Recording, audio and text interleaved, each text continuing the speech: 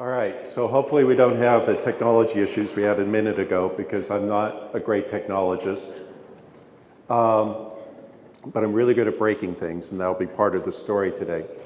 I'm a basic scientist, and I've tried to investigate things at a cellular level, and I'm going to try to tell you a little bit about the importance of basic science in understanding ALS, a very minor correction which may help explain some of the bizarre career path I've had. My Ph.D. was not really in biochemistry at Duke, it was in botany, and I was back there last week. So how does a plant scientist end up working in the brain on ALS? And it's a really bizarre path, but it's actually very important, and it's why basic research is really important, because if you go out and try to cure a disease, this is really sensitive to where you stand, it's going to be really hard because ALS is a horrible disease, but it's enormously complex, as we'll hear. And sorting through the pieces requires a lot of different people looking at it from a lot of different directions. So the most famous person alive now with ALS is Stephen Hawking. And what we'll hear in the next talk is, why is he still alive, is one of the really unusual things, which we can't answer. I like to tell the story of a medical student that's going through a class, first-year medical student. They learn about a woman with progressive paralysis. And he comes in, and they're going to have a group discussion about what is the disease. He's been reading in the library. He said, I just learned the most amazing coincidence. There was a baseball player named Lou Gehrig who developed Lou Gehrig's disease. And the problem is you have to pick the audience. If I try telling that to undergrads, they don't get it at all. So the ice bucket really brought this back, the attention from Lou Gehrig from the 1930s, 1940, brought it to the forefront of research. And so I'm also at Oregon State, and in the corner there is Ed Ray, who's our president, about to get ice dumped all over his head by one of my grad students and the director of the Linus Pauling Institute. So it brought a great deal of focus. But if you think about it, how do you go about curing a disease which we don't really even understand? And so a major part of this $200 million plus that was raised around the world is helping a lot of different people do different things. And I very much appreciate the support of the Oregon ALS Association, which has given us a little bit of funding to do some really interesting work. And I'm also supported by the Department of Defense. And I want to thank Lance. He goes and lobbies, and that actually created some of these funds that scientists compete for. It's not a gift in any way. It's a very competitive process. But it's special resources. So your advocacy really does make a difference. Okay. Now, I just watched last night an HBO special, it was Vice. How many of you saw it? It was on last week. So it's really hard to watch for me because I've been doing this for 25 years, and you feel like a real failure while you're doing it because there are these drugs and it's just painfully slow. And partly I also want to give a bit of a defense for the FDA, and I'll tell you about some of the ethical issues that I'm struggling with and thinking about too as we go along. Now I teach a course in molecular medicine which is basically talking about diseases that are caused by mutations, and ALS, in some cases, is one of these. Now, Linus Pauling actually was the first person to discover a molecular disease. He realized in the 1940s that sickle cell anemia was caused by changing one amino acid in one protein, hemoglobin, and it caused a devastating disease. And it has a lot of parallels, in fact, to ALS.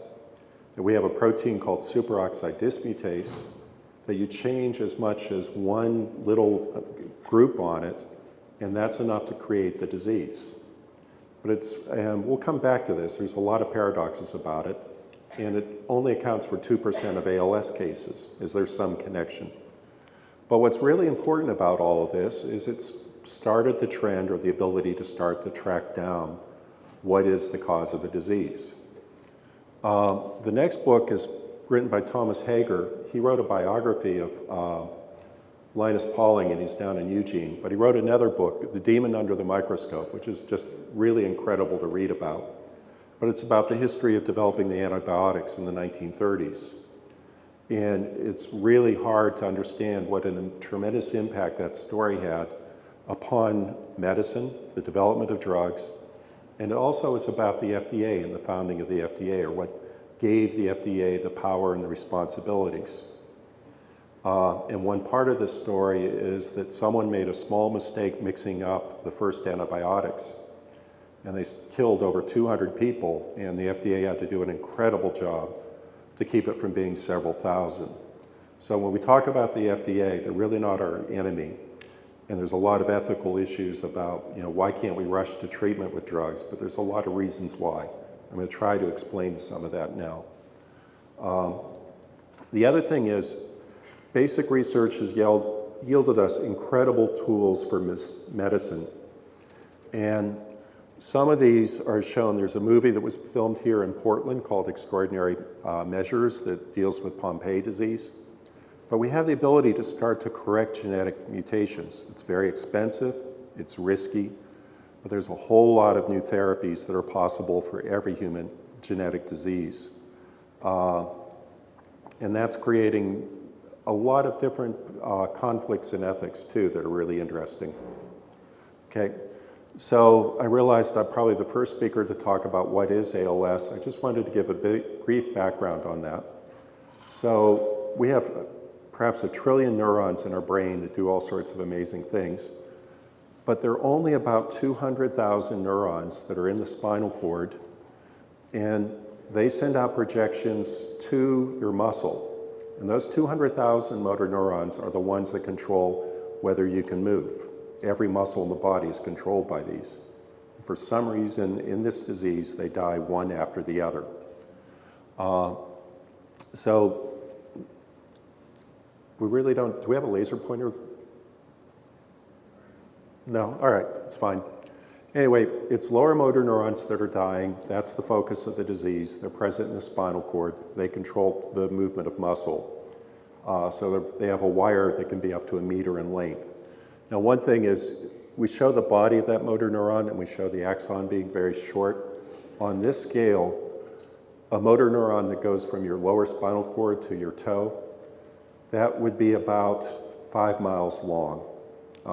So we lose sense of how big those axons are, and that's really a key part of the disease. But it involves much more than that. In addition to the lower motor neurons, there are motor neurons or large neurons in the brain that control the behavior of motor neurons. So when you develop the disease, it's not just you become paralyzed, but some reflexes become enhanced. So it's characteristic of the disease, and they split it. And I don't really think that those differences are all that important, but many clinicians do. I'm not a clinician. But what I do want to point out is that there are many other types of cells that are involved in the disease. So the muscle is one. If you look up in the picture of the normal muscle, we have fast acting muscles and slow acting muscles, and they differ in how they use oxygen and how much energy they can produce and for how long. But in ALS, these muscles get their signals crossed and they change, and you get very strange structures. And I find it very difficult to actually work out the anatomy in an ALS patient or a disease model of muscle. It's changed so much. And that's shown in the panel that's in the far right. Now, the key thing is in ALS, it's not just that motor neurons die and muscles fail, but the motor neurons try to reconnect. And so ALS is really not a disease of neurodegeneration. It's a disease that involves failed regeneration. And that is really important to understand because it opens many different therapeutic opportunities, and there are other cells, there are other targets that we really haven't looked at yet, or just beginning to look at. So there's reason for hope. Post-Polio Syndrome is a disease that involves the degeneration of motor neurons. It can leave people very paralyzed, but for some reason it does not progress, or it progresses so slowly. And so a lot of what we're trying to do is what causes one motor neuron after another to die. what is this process of failed regeneration, and how can you halt that? And there are actually some drugs that are coming along that look promising. The other thing is, if you just look in human tissue, you can learn a lot. Neuropathologists are amazing at what they can deduce and what you can find going on there. But you're looking at a train wreck long after the wreck had happened and trying to pick out the pieces. And these are pictures of motor neurons, and the dark brown are very unusual accumulations within it. But the other thing to look at, and it's maybe more subtle, is the motor neuron is just part of the space there. Look around it. It's not really stained, but there are a lot of different cells there that do a lot of different functions, and those are really key players in the disease, and things that we've only started to look at in the past 10 to 15 years. And this is an example of a spinal cord from an ALS patient. The panel on the left shows motor neurons as dark donuts in the middle. And then around it, there's white material, and that's called the neuropil. There's many different types of cells there. But these diseases, these neurons are dystrophic. They're starting to shrink. They're showing accumulations. And within a few months, they're gone. So a different section of the spinal cord where the disease started earlier, no motor neurons left. And the stain is actually identical between these, but you notice the back is actually more of a dark color. So there have been major changes that have happened in the surrounding cells, and we're convinced those are involved in driving the disease further. So this is the shock. There's a protein that's involved. It's in every cell in your body, and it helps you live in an atmosphere of oxygen. It's called Superoxide Dismutase. It was discovered in 1969 by Erwin Friedrich at Duke. I just actually got to visit with him. He's 90 years old now, and told him about the work we're doing. So when it was discovered, it was kind of like being hit by a bucket of ice water for a research biochemist. How can this protein we were studying cause a neurodegenerative disease? What does a mutation in it do to cause that? And why can it take 80 years before a person that carries that mutation, why do they start to get sick, and why is it just motor neurons? So that's just a few of the questions, and we're starting to be able to answer some of them, maybe. So if we come back as a basic researcher, how do you understand, or how do you begin to study ALS? How do you even start to look for a cure? Well, the first part was the search for mutations. There's family inheritance of the disease. Can you find a gene that's affected? And the first one that was discovered was in 1993. That's a mutation in superoxide dismutase. Then you take a wild stab and you take the DNA for that mutant gene, so you can clone it out of a human, copy it, purify it, and inject it into the nucleus of a mouse egg. And sometimes it gets incorporated in the mouse DNA, and the mouse starts making the human protein. So this was done, the gene was discovered in early 1993.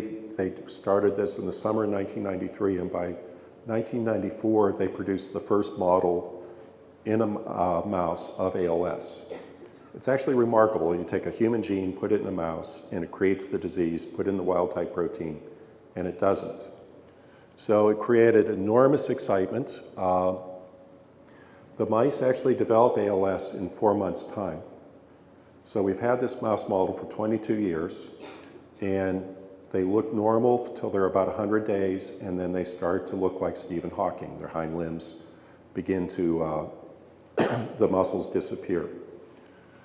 So the problem is, we've been working with these mice all over the world, hundreds of laboratories, thousands of chemicals tested, and nothing works.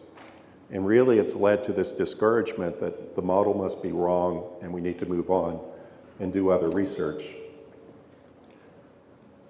So this shows an example of, these are the mice when they're healthy at about 90 days, and I'm not going to show you pictures of sick mice. But the next graph shows you survival. So as you go out in age, the mice start to develop ALS and die. So the yellow line is a control, And the blue line is a treatment. And that was considered a successful treatment. But if you look at it, in the end, they really didn't survive much longer, a couple of days. In the middle, they did a bit.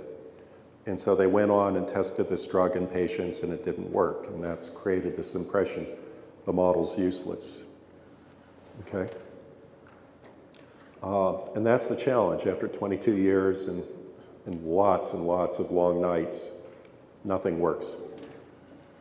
But what it did do is it let us look into many different possibilities and start to understand the interrelationships of the cells that surround motor neurons, the muscles, what's going on at different points. You can start to do this in a great deal.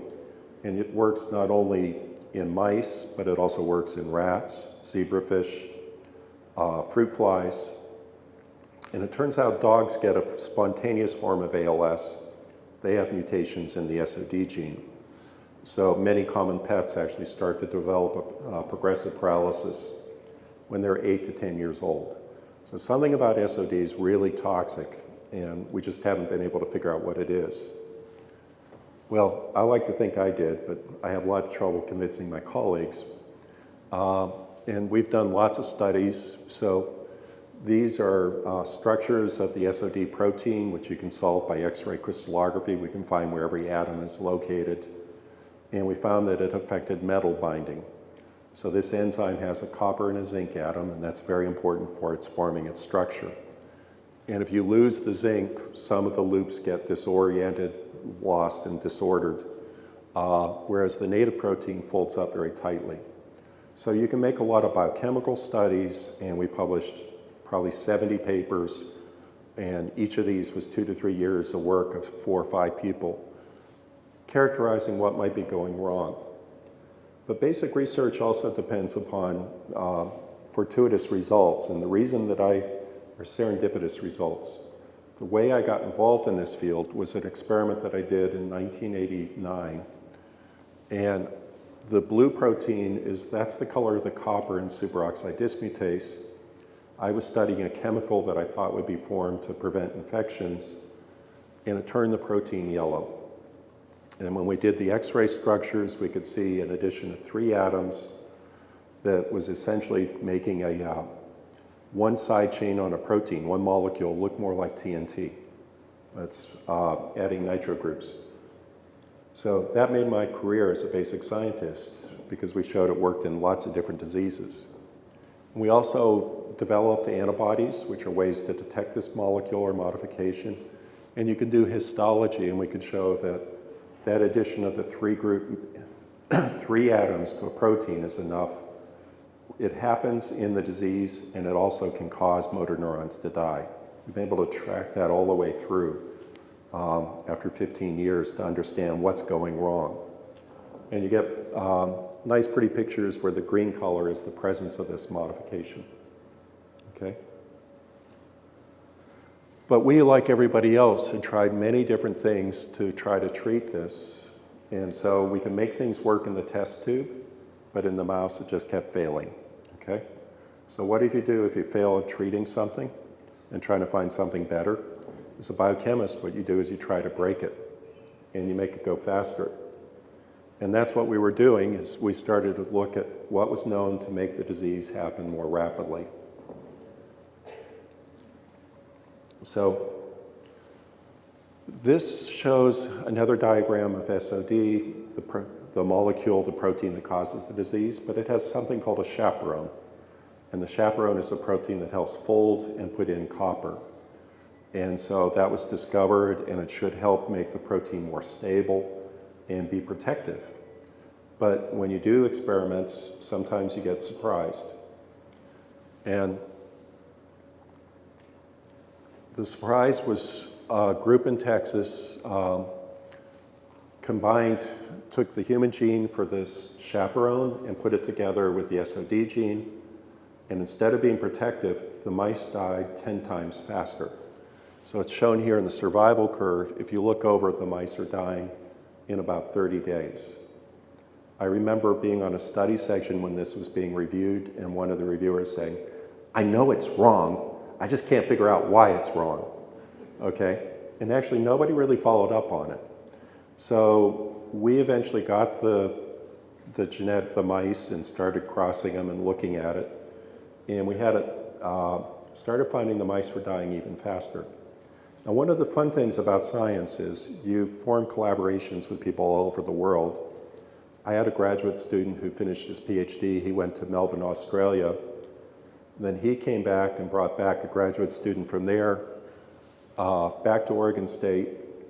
And we were working in a mass spectrometry lab and measuring where metals were bound in SOD. And so the group in Melbourne had been developing a molecule that binds copper, and this is copper ATSM, shown here. And we were doing some measurements, and this is half my lab, half the people from Melbourne. And a light bulb went off and said, I have these mice that are dying very young. It's very likely they're not getting enough copper. And so we said, we need to try it. We had a mouse that was actually starting to get sick and we were going to have to kill it the next day. Well, that molecule isn't commercially available, or it wasn't at the time. But there's a company called Tokyo Chemical Company up here in Portland, and you could call them and they would ship the chemicals. We figured out how to make it. So we had the chemical shipped. The next morning we made the chemical, and then we're stuck with how do you apply it to the mice, because the mice were very small. So it dissolves in dimethyl sulfoxide, or DMSO, which is used for a lot of joints. You can buy it in the drugstore to rub, and it carries molecules in. So up in the corner, at the right-hand corner, you can see a drop that's bright red. That is not blood.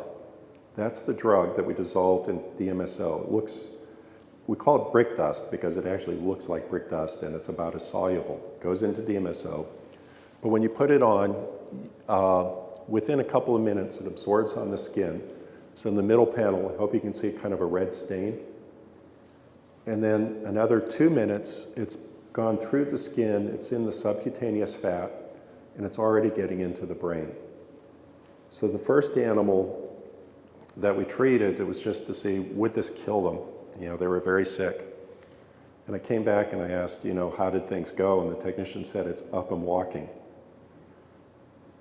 And I said, really? And we watched it for a couple hours and it started to look kind of tired and dragging itself. So we added more. And it did better, and the next morning it was dragging, so we gave it more. And it actually recovered pretty well.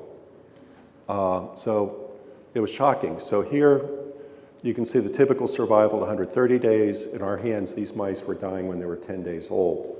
That's a time when mice need a lot of copper. We are giving back a compound with copper that gets into the brain. And so the response is, well, you created copper deficiency and you treat with copper, big deal. And it's true, it's still, we could do a lot of experiments in understanding what was broken, but it really wasn't that exciting. But remember, when you get out to 100 days, these mice get sick. So we had a number of mice we're treating. We hadn't really planned the trials very well, and there's some we just kept treating to see is the drug toxic eventually. And at a lab meeting, eventually, it reached a point, I'm going to skip forward for a minute, where the first 5 mice we were treating, they were now at the age where they should be sick and they were actually getting fatter, putting on weight, and they kept living. And we kept going out on the dose, so they started to then get sick at 200 days, and when one mouse made it to over a year. Now, no one has reproducibly been able to treat these mice for more than, to extend life for more than 30 days. So using the standard model, they offered $1 million prize if you could extend life by 25%. We tried it, and we got life to go to 25%, but we said, your prize is going for the wrong thing. I can cure the mouse. They were more excited about this 30-day increase than the long survival, which just, because people have been trying this for so long, they couldn't believe it. And the first couple of talks I gave, there were no questions. So we really hadn't optimized the dose, and we were giving the same small amount of copper.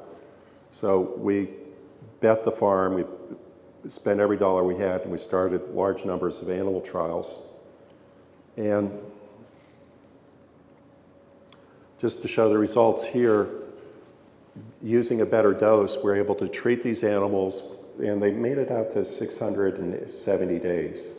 A few had started, one developed disease at a year. But the biggest problem we had is they became a bit obese.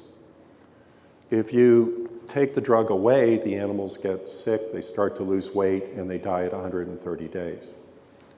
If you start the drug after they're going down and it starts to come up, you can actually rescue the mice. It takes them a long time. They still have deficits, but they did improve, and they lived to be about a year.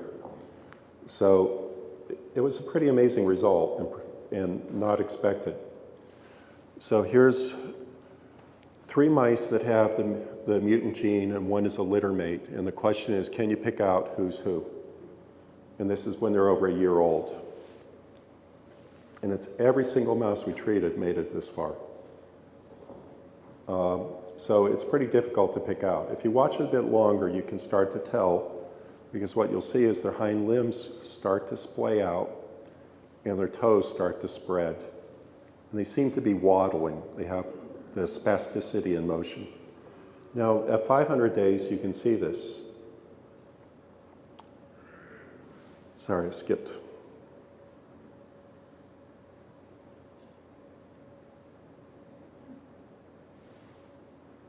Okay. So you have to watch for a bit, but you'll notice one hind limb really starts to stick out more, and then as the mouse walks, it'll fall over. Particularly this mouse that's on the far left. You can see they stumbled. And the disease progressed. They started to lose weight, but they looked nothing like the regular mice, even when we finally sacrificed them.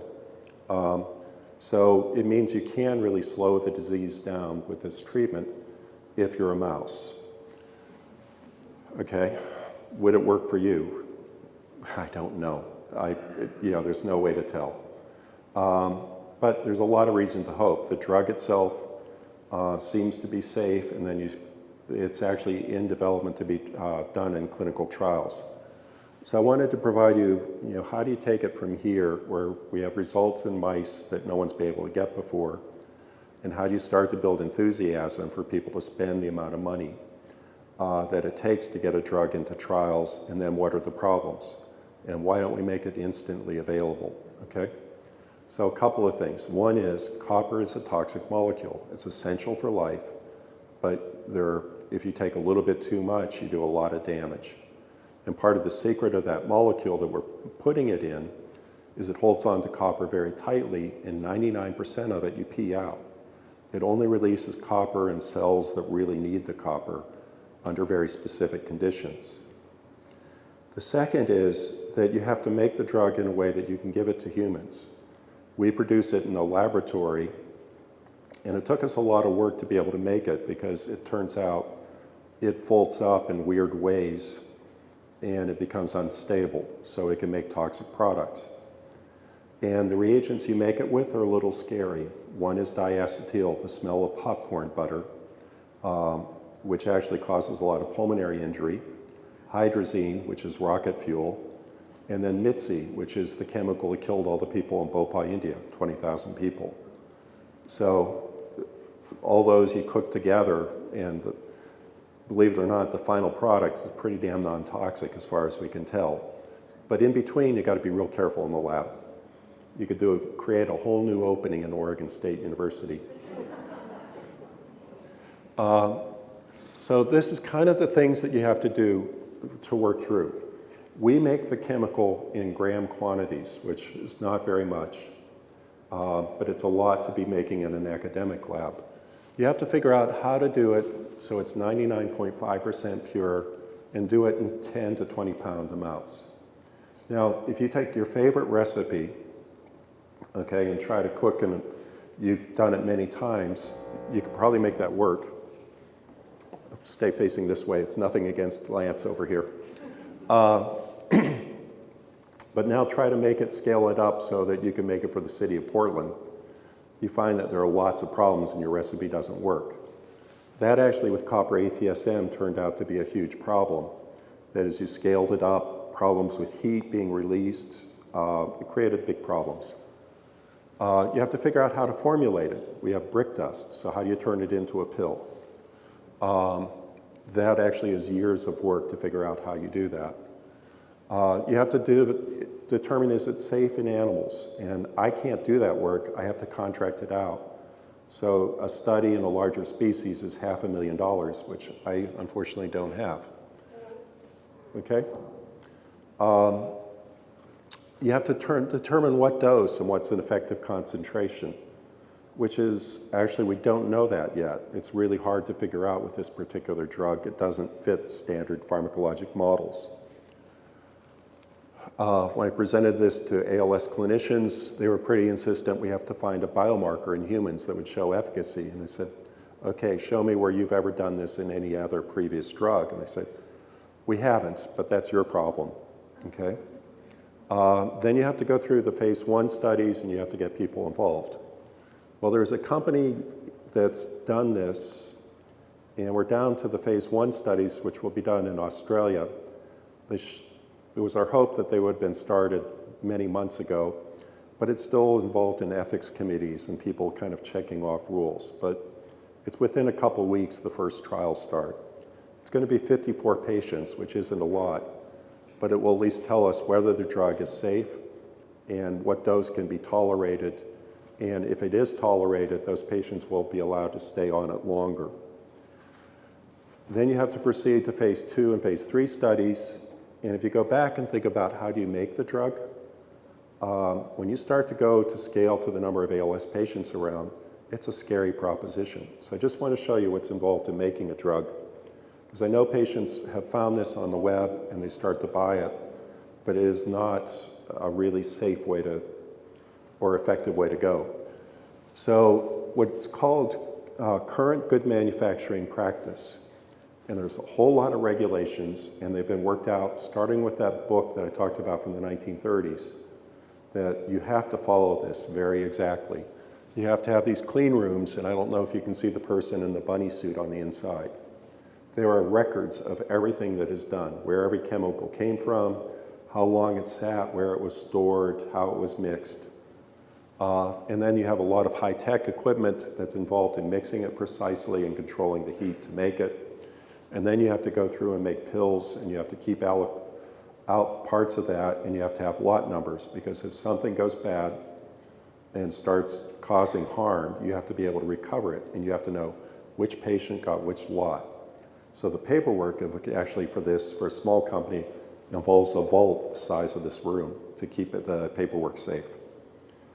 And an example of this, in France this year, there was a simple phase 1 study using something related to marijuana, cannabinoid receptor. It's been tested many times.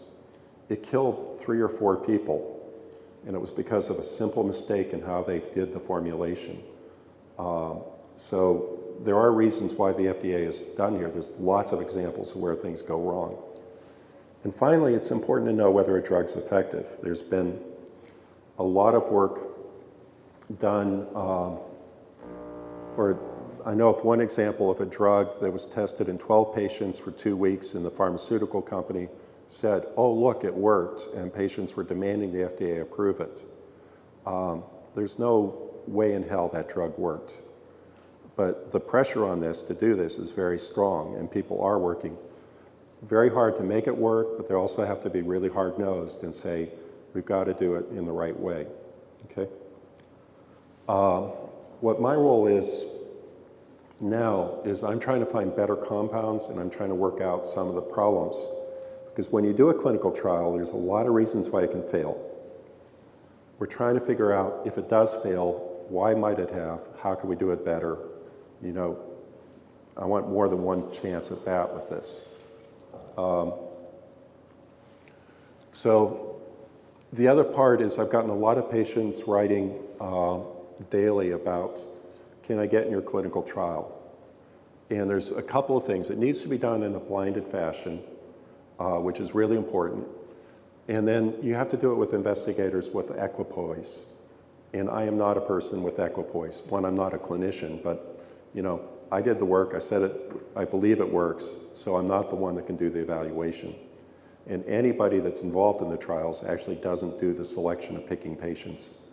So that's the hard part of, there's a lot of desperation in how do we get this out quickly is the problem. And I've gotten emails recently of what would I do if it was my mother or daughter who developed ALS? I honestly don't know the answer. What I do know is in lots of clinical trials that have been done in ALS, the people who are treated did worse than the controls. And that's the thing to watch out. This drug, which is safe in mice, it had some toxicity in dogs, and we don't know what the toxicity would be in people.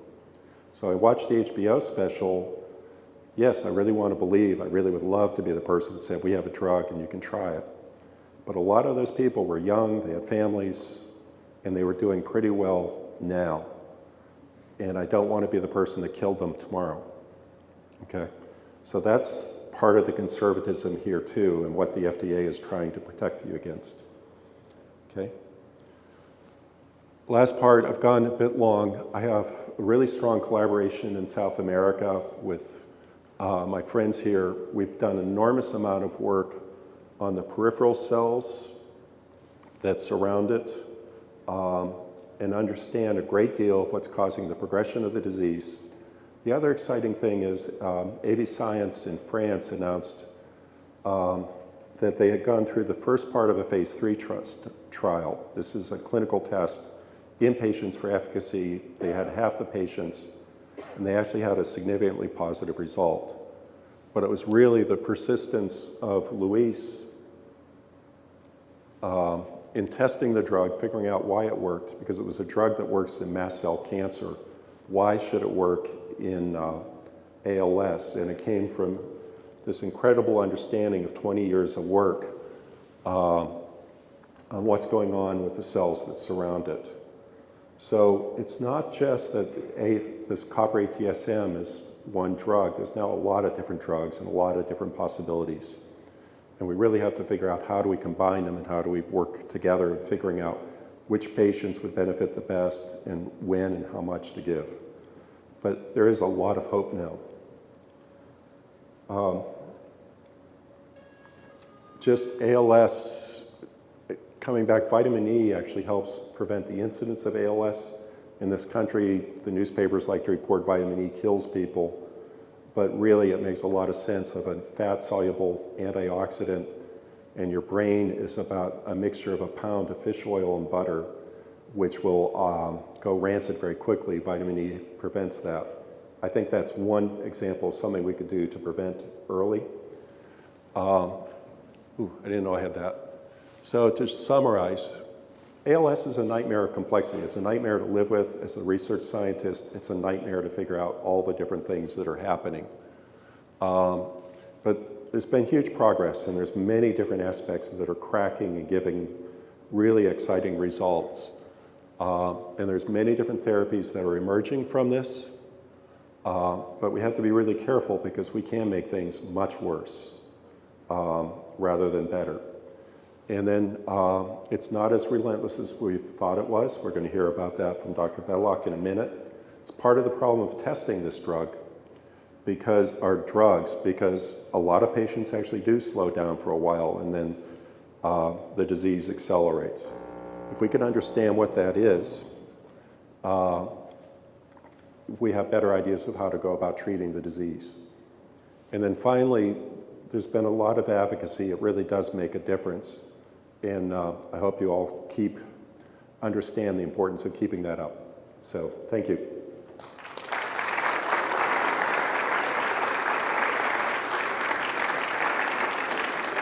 Thank you, Joe.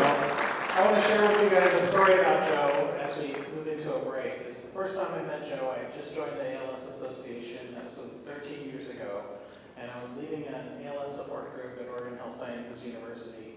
And Joe walks in the door with a person with ALS. Didn't know him from Adam, but he was a basic science researcher, and he met a man with ALS living in Corvallis, and he knew that the thing that could help him most was connecting with others and getting support from his peers. So he drove that person from Corvallis to the one support group in Oregon at the time.